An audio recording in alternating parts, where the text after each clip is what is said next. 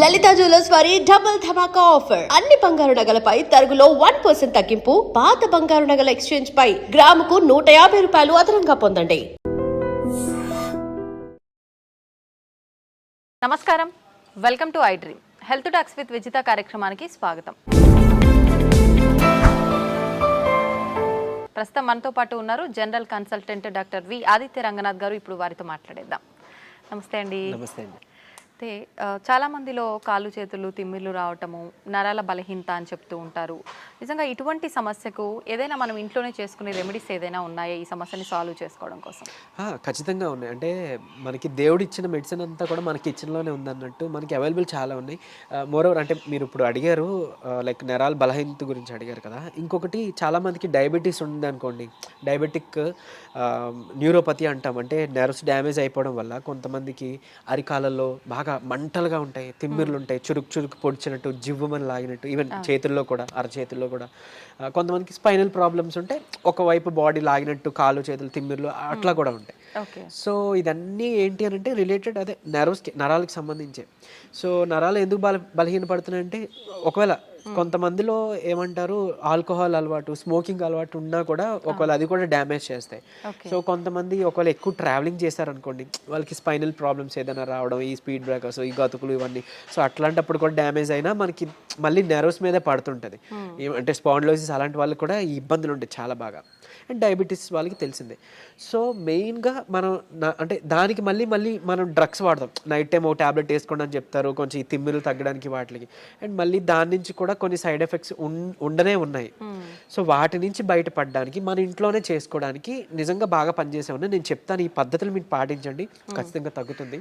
So first thing మెయిన్గా ముందు relieving చెప్పాలంటే మన పెయిన్ తిమ్మిరో వచ్చింది రిలీవ్ చేసుకోవడానికి ఏంటో చెప్పి తర్వాత మనం డైట్లో కూడా. సో ఏం చేయొచ్చానంటే ఒక 2 పాత్రలు తీసుకోండి, 2 కంటైనర్స్ తీసుకొని ఒక దాంట్లో గోరువెచ్చని నీళ్ళు వేయండి, కల్లుప్పు కలపండి. లేదు అంటే నార్మల్ సాల్ట్ అయినా ఓకే, బట్ కల్లుప్పు అయితే బెస్ట్. ఇంకొక దాంట్లో నార్మల్ వాటర్, మామూలు చల్ల నీళ్ళు తీసుకోండి. సో అరికాళ్ళు అయినా కానీ లేదా అరిచేతులు అయినా కానీ మీరు ఏదైతే మీకు భాగం ఇబ్బందిగా ఉందో దాన్ని చల్లనీటిలో ఒక 3 minutes పెట్టాలి. ఐ మీన్ నార్మల్ వాటర్లో 3 minutes అయిపోయిన తర్వాత టైం చూసుకొని దాన్ని తీసి వెంటనే ఈ గోరువెచ్చని నీటిలో మళ్ళీ ముంచాలి 3 minutes.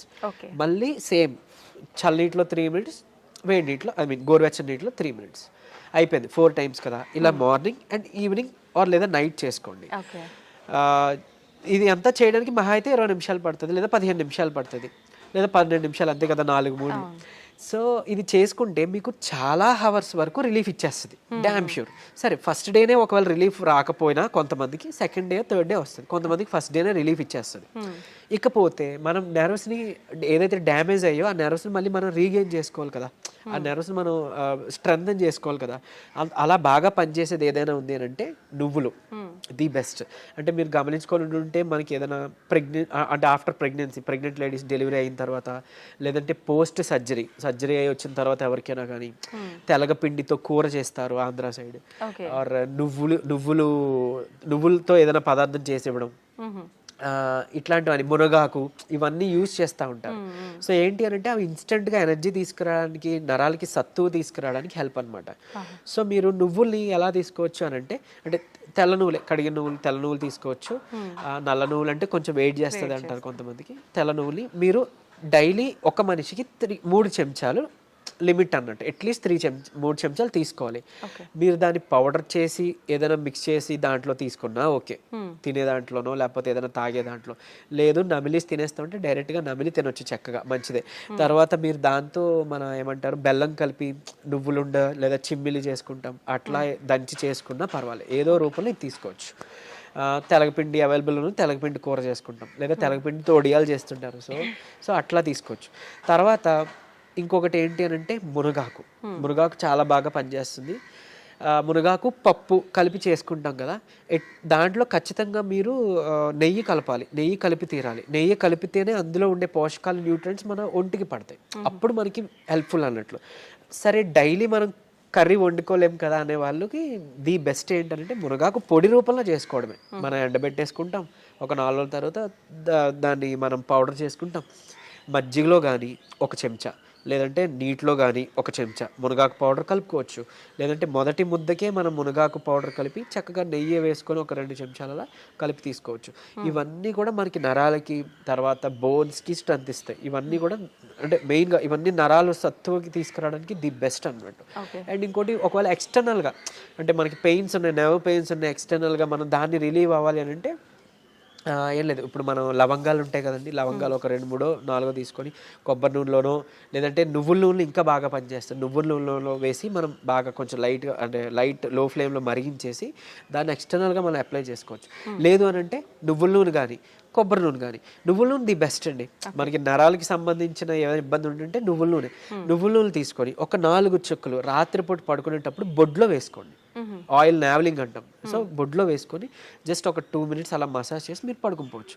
సో బాడీలో ఉన్న నర్వ్స్ అన్నీ కూడా రిలాక్సింగ్ అవుతాయి అనమాట. ఆ పెయిన్స్ వాటివన్నీ తగ్గించి మీకు నిద్ర బాగా పడుతుంది. అండ్ ఎక్స్టర్నల్గా పెయిన్స్ ఎక్కడైనా ఉంటే ఇదే నువ్వుల నూనెలో కొంచెం కర్పూరం బిళ్ళ మనం హారతికి వాడేది, ఆ కర్పూరం ఒక 2 బిళ్ళల్ని మనం పొడిలా చేసేసి వేసేసి కలిపేసి చక్కగా రాసుకోండి. ఎక్కడైనా కానీ పెయిన్స్ ఎక్కడైనా రాసి మసాజ్ చేసుకోవచ్చు. నువ్వుల నూనె దొరకకపోతే కొబ్బరి నూనె ఇలా చేసుకుంటే ఎక్స్టర్నల్గా పెయిన్స్ రిలీవ్ అవుతాయి. ఇంటర్నల్గా ఈ డైట్తో మనకి నరాలు సత్తు బాగా పెరుగుతుంది అనమాట. అంత బాగా యూజ్ అవుతుంది ఇది. ఓకే. సో అలానే మనం స్పాండిలోసిస్ ఉన్న వాళ్ళు కానీ స్పైన్ ప్రాబ్లమ్స్ ఉన్న వాళ్ళలో కూడా ఈ నరాలు లాగినట్టు జిమ్ అన్నట్టు అని మాట్లాడుకున్నాం కదా. అంటే కొంతమందికి ఒక సైడ్ ఉంటుంది, పాపం కొంతమందికి 2 సైడ్ కూడా ఉంటుంది. సో అయితే ఇక్కడ ఒక చిన్న టిప్ ఏంటి అని అంటే అలాంటి వాళ్ళకి అంటే చిన్న ఎగ్జైట్ అంటే బాడీలో ఒక చిన్నది ఏదైనా స్టిమ్యులస్ వచ్చినా కూడా వాళ్ళకి కరెంట్ షాక్లా అనిపిస్తుంటుంది అనమాట. సో అలాంటి వాళ్ళకి వాటర్ తాగే పద్ధతి ఒకటి ఉంది. సో ఏం చేస్తారు అంటే మామూలుగా మనకి దాహం వేసినప్పుడు యూజువల్లీ మనం అలా పైకెత్తేసి గట్టగట్ట తాగేస్తాం కదా. నార్మల్గానే అది కరెక్ట్ పద్ధతి కాదు, మనకి తెలియదు కాబట్టి మనం అలా తాగేస్తున్నాం. కూర్చొని నిదానంగా జస్ట్ ఎక్కడో అక్కడ చైర్ ఆర్ సమ్వేర్ ఎక్కడో అక్కడ కూర్చొని ఏమంటారు సిప్ బై సిప్ అంటే కొంచెం మనం వాటర్ వేసుకొని అది బాగా నమిలి అంటే మనం ఏమంటాం వాటర్ నములుతూ ఉంటాం కదా, అలా నెమ్మదిగా సిప్ బై సిప్ తాగితే కనుక మన బాడీలో వాటర్ కరెక్ట్గా అబ్జర్వ్ అవుతుంది. అనవసరంగా ఊరికి యూరిన్ ద్వారా పోకుండా కరెక్ట్గా కణాల్లోకి అబ్జర్వ్ అవుతుంది అన్నట్టు. ఈ ఇబ్బంది ఉన్న వాళ్ళు అది చేశారనుకోండి, వాళ్ళకి సడన్గా స్టిమ్యులస్ అలా ఏం జరగకుండా చాలా వరకు పెయిన్ అనేది తగ్గుముఖం పడుతుంది. ఇంకోటి నార్మల్గా కామన్గా పీపుల్ కూడా ఏంటంటే అలా నుంచొని తాగకుండా కూర్చొని తాగడం మొదలు పెడదాం, స్లోగా అంటే నమిలి తాగడం మొదలు పెడదాం.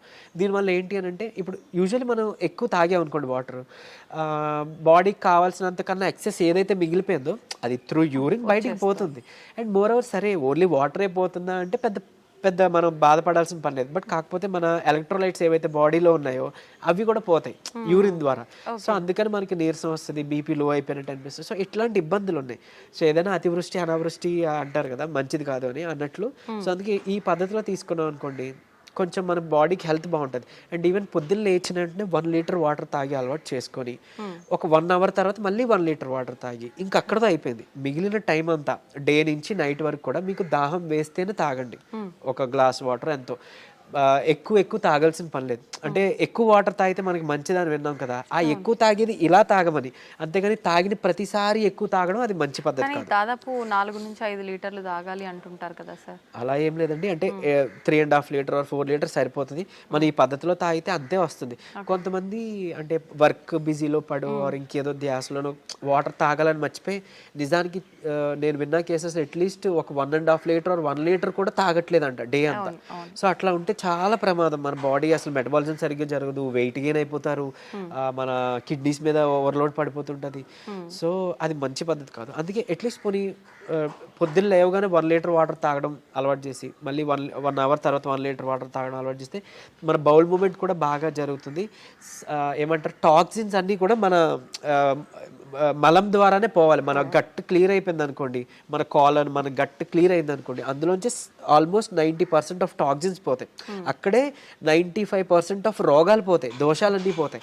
సో అది క్లియర్ చేసుకోలేకపోతున్నాం కాబట్టి ఇబ్బందులు అన్నీ వస్తాయి. సో ఈ పద్ధతి పాటిస్తే ఓవరాల్ అంతా బాగుంటుందండి. ఓకే, థ్యాంక్ యూ అండి, థ్యాంక్ యూ వెరీ మచ్.